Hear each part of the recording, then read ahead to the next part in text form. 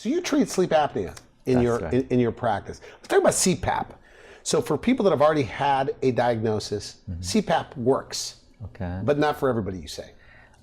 You know, I have a lot of patients that have CPAP, and I'd say probably 50% of them use it regularly, and the other 50% just don't like using it.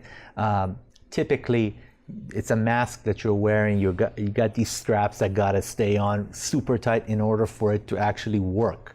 I had a patient of mine that basically came to me and said even with that on there, he could still wake up in the middle of the night feeling out of breath, and it was basically because air was escaping through the sides of this thing. So unless you have your jaw positioned in a certain way and you have this thing on just right, a lot of times it doesn't work as effectively as it's meant to. Okay.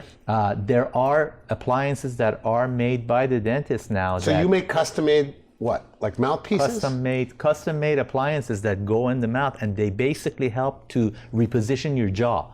Because what happens is a lot of people will be going through the day, no problem. They're breathing fine, they're feeling fine, but when they lay back to sleep, their jaw's dropping back, the tongue drops back, and as a result, they're getting an airway obstruction.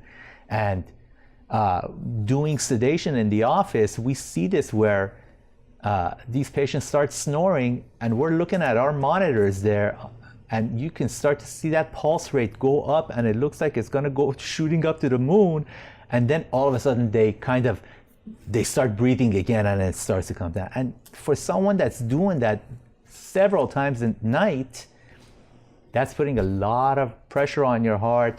You're waking up in the morning, you're not feeling refreshed anymore, you're always feeling drowsy. So they think they're sleeping, but they're not sleeping. Oh yeah.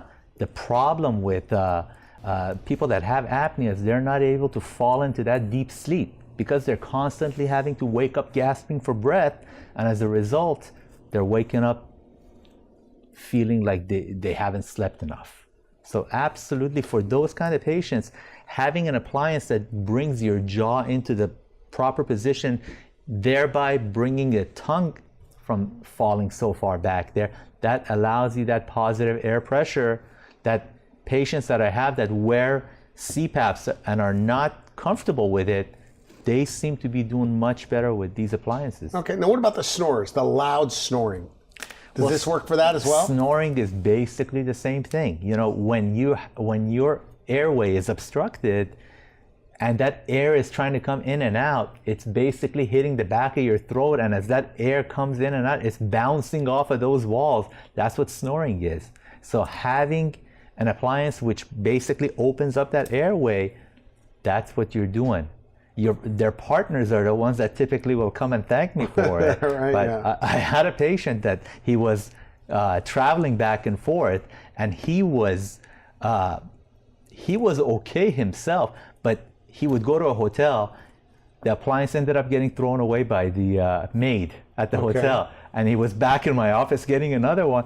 And he said, you know, my wife said, you're snoring again. You're getting one of these. So it does definitely help both the wearer and the partner. Because the partner must wake up exhausted too, if somebody's snoring right next to them. Absolutely. So no more CPAP. No more CPAP.